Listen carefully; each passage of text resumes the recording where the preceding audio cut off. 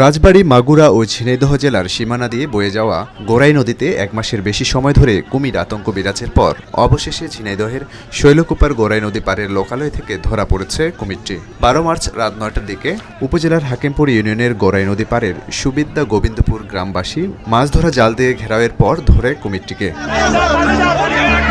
প্রত্যক্ষদর্শীরা জানান, শৈলকুপার গোবিন্দপুর এলাকার গোরাই নদী থেকে একটি কুমির লোকালয়ের দিকে যাচ্ছিল। সে সময় কুমিরটিকে দেখতে পায় এলাকাবাসী। এরপর মাছ ধরা জাল দিয়ে ঘেরাও করে ধরা হয় প্রায় 10 ফুট দীর্ঘ কুমিরটিকে। বাসার পিছনে, ঘরের পিছনে যে বাইবের পার থাকে সে গ্যাংরা ছিল।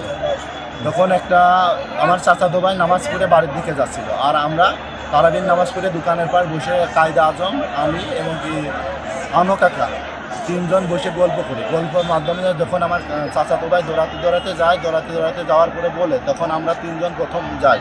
যাওয়ার পরে আস্তে আস্তে লোক জড়ো হয়।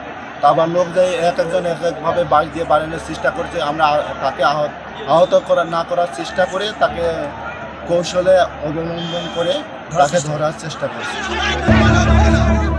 ভ্যানে কুমিরটিকে বেঁধে এলাকায় আনন্দ মিছিল করে এলাকাবাসী। পরে সেটি হেফাজতে নেয় শৈলকুপা থানা পুলিশ। খুলনা বন বিভাগের প্রতিনিধি দলের কাছে কুমিরটিকে হস্তান্তর করে শৈলকুপা থানা এবং উপজেলা বন বিভাগ।